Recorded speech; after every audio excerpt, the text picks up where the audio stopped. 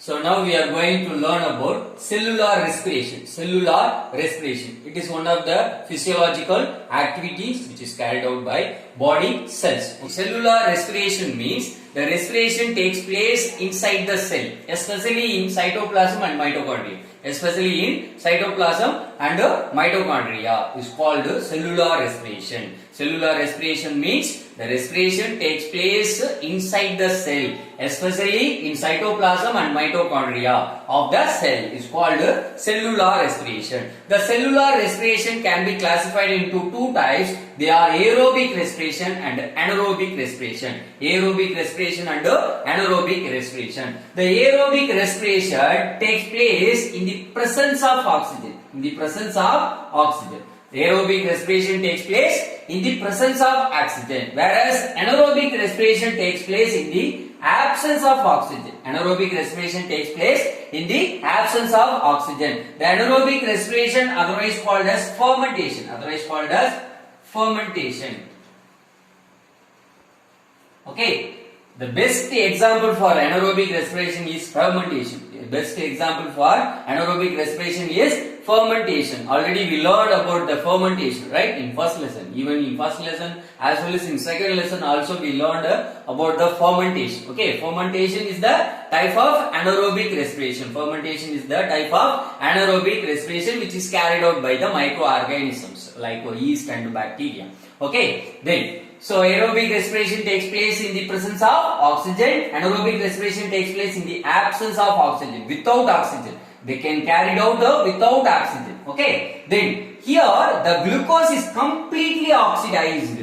Here the glucose is completely oxidized, which means completely break down. Okay. Oxidized, which means break down. Okay, glucose completely oxidized into water, carbon dioxide and energy. Water, carbon dioxide and energy. So here the glucose is completely oxidized, which means the glucose broken down into water, carbon dioxide and energy whereas in anaerobic respiration the food, which means glucose, okay, the food is partially oxidized, so incomplete process. It is the incomplete process. Okay, so the food is partially oxidized into ethyl alcohol, carbon dioxide and energy. Okay, so here the glucose is converted into ethyl alcohol, carbon dioxide and energy. So here the food is partially oxidized,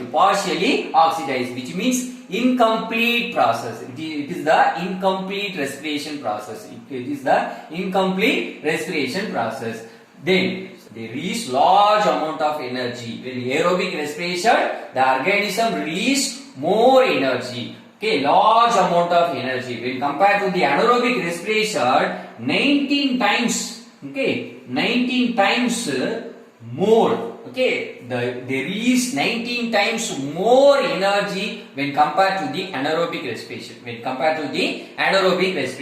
So the anaerobic respiration release very little amount of energy. They release very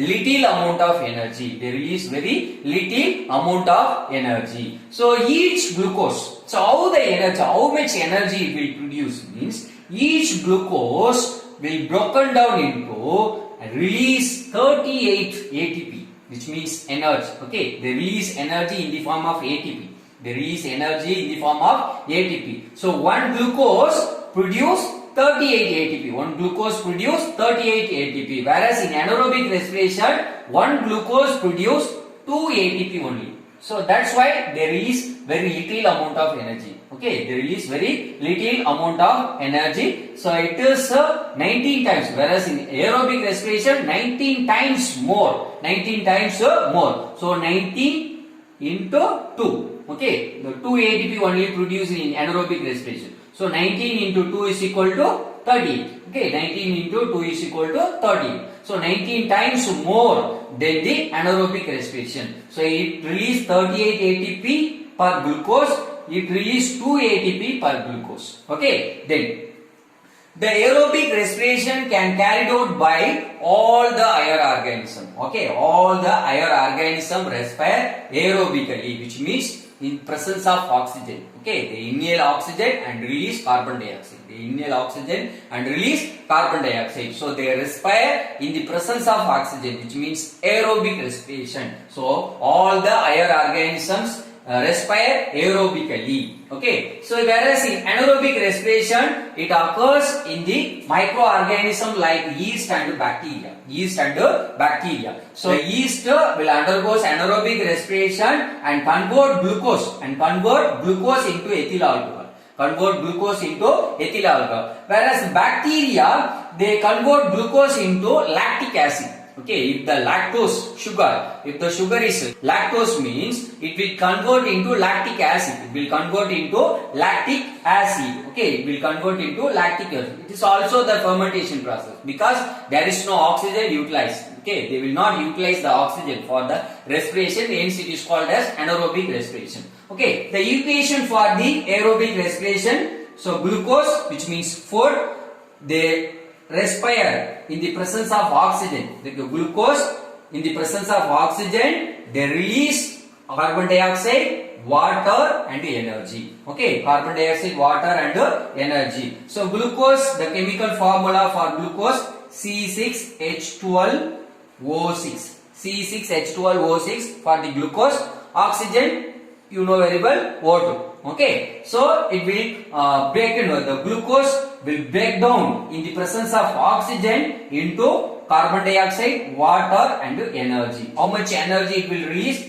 38 ATP. It will release 38 ATP. Whereas in anaerobic respiration, the glucose, okay, the glucose break down in the absence of oxygen. In the absence of oxygen. Okay, in the absence of oxygen.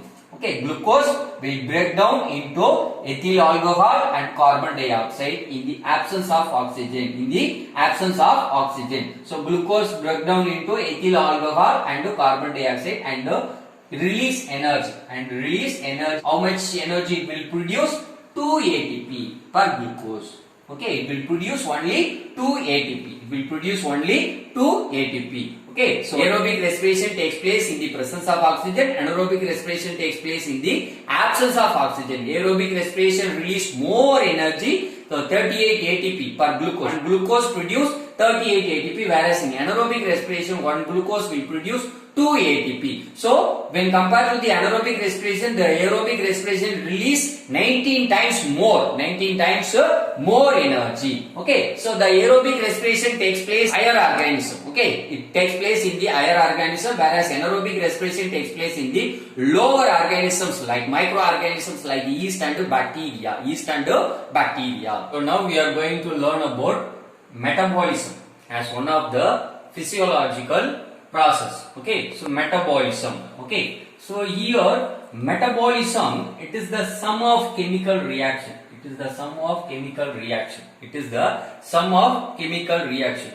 Whatever the chemical reactions in our body which comes under the metabolism, So it is the sum of chemical reactions by which living organism to sustain their life.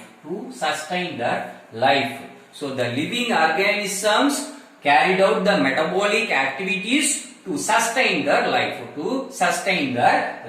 So metabolism, it is the sum of chemical reactions. By the living organism to sustain their life. Is called metabolism. The metabolism can be classified into anabolism and catabolism. So metabolism consists of anabolism and catabolism. So in Tamil we can say as Valarsidai Matram.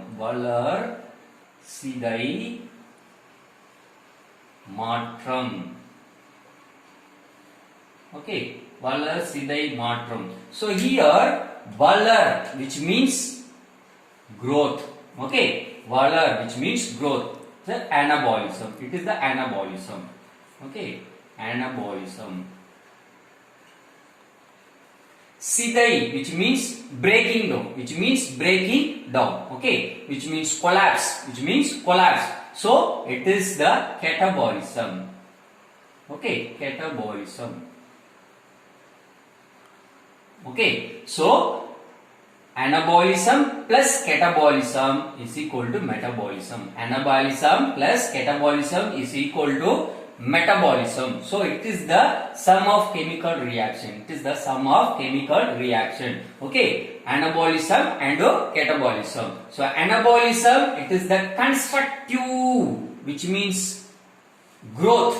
Okay, valor. Okay, so it is the constructive metabolism. Anabolism, it is the constructive metabolism, whereas the catabolism is the destructive, which means breaking down, which means collapse. Okay, it is the destructive metabolism. It is the destructive metabolism. Anabolism, it is the constructive metabolism. Catabolism is the destructive metabolism. That's why I given the Tamil word sidai, which means destruction. Okay, sidai, which means destruction. Valor, which means constructive. Okay, constructive metabolism is called a anabolism. Destructive metabolism is called a catabolism. Destructive metabolism is called a catabolism. Okay, so in anabolism, the smaller molecules,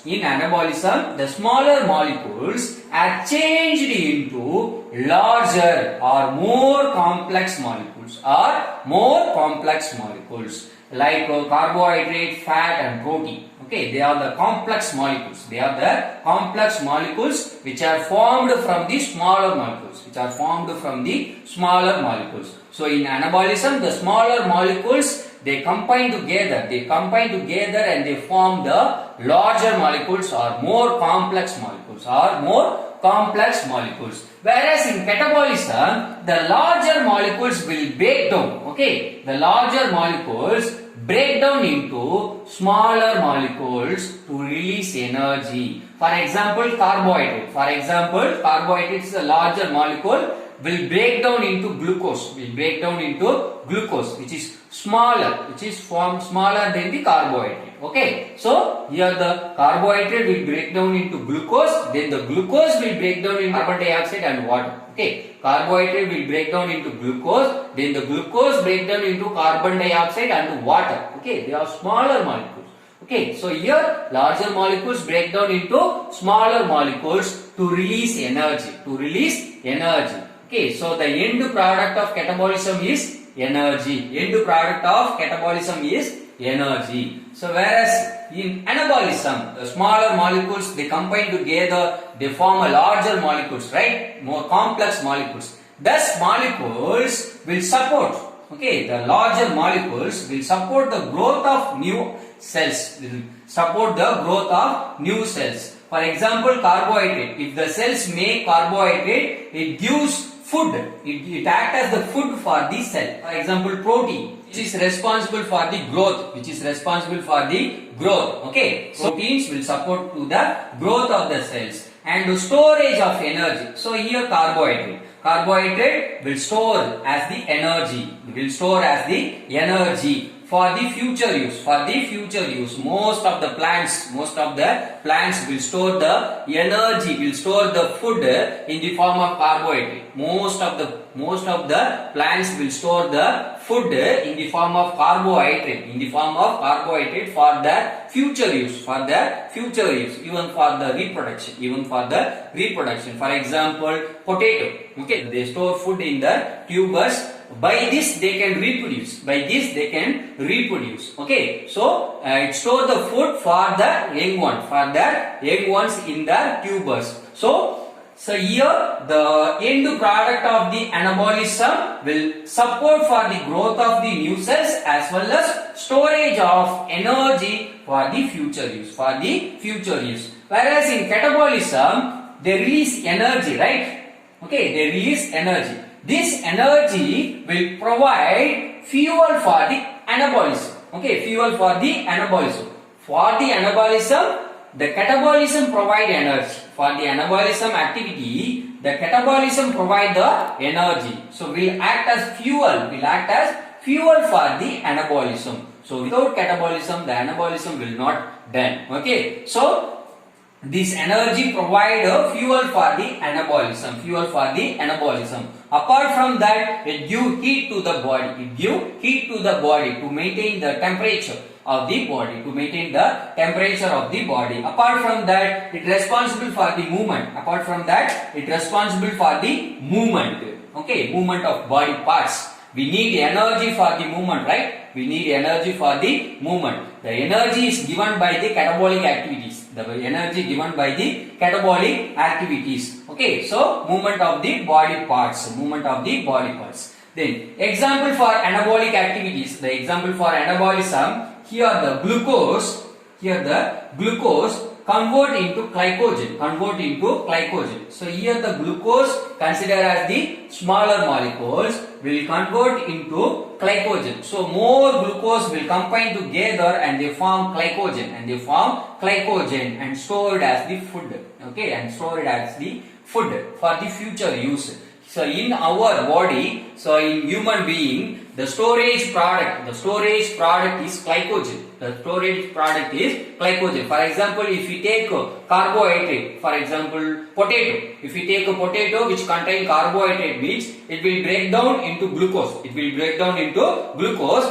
The small amount of glucose only will break down into carbon dioxide and water and make energy. Okay, the remaining glucose will store it as the glycogen in our liver. Okay, will store it as the glycogen in our liver. So here the glucose they convert into glycogen, which means glucose is a smaller molecule which convert into glycogen as the larger or complex molecule. So it is the anabolic activity. It is the anabolic activity. When we need energy, the glycogen will break down into glucose. When we need energy, the glycogen will break down into glucose. Then the glucose will break down into carbon dioxide and water and energy. So when we need energy, the glycogen will break down. The glycogen will break down, which means catabolic activity. Which means catabolic activity. So anabolic activity as well as catabolic activities will done in our body. So another example, amino acids. Amino acids will combine together and they form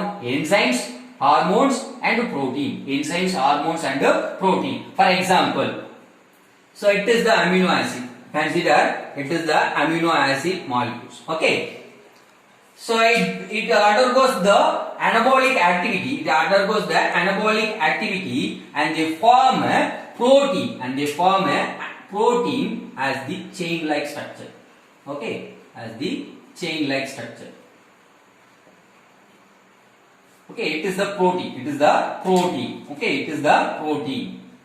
So it form as chain-like structure. It considered as the protein. It is considered as the protein. So it is the anabolic activity. So here the smaller molecule, which means amino acids, will convert into protein. Will convert into protein as the complex molecule. Will convert as protein is the complex molecule. It is the anabolic activities. Then this protein undergoes catabolic activity. Will break down into amino acids. Okay, will break down into, again they convert into amino acids. Again they convert into amino acids.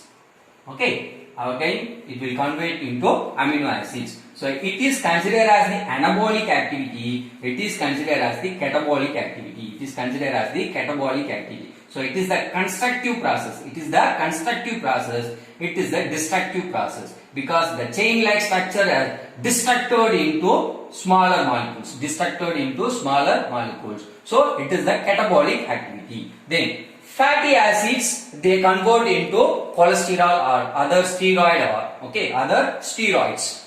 Okay, so these are the example for anabolism. In catabolism, example carbohydrate. Example carbohydrate will break down into glucose. Will break down into glucose. Then the glucose will break down into carbon dioxide, water and heat, which means energy. Okay, it is the energy. Heat. Okay, it is the energy. Okay. Carbohydrate we consider as the complex molecule will break down into glucose as the smaller molecule. So here glucose considered as the larger molecules will convert into carbon dioxide, water and heat as the smaller molecules. Okay, then proteins. I told you, right? Here the protein will break down into amino acids. Okay, so amino acids will combine together and they form protein. Is the anabolic activity. Then the protein break down into amino acids. Consider as the catabolic activities.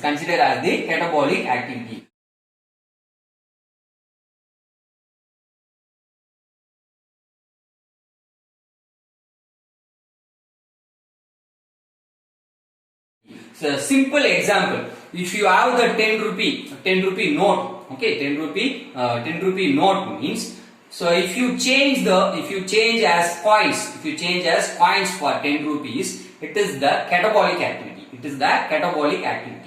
Opposite to, if you have the coins for 10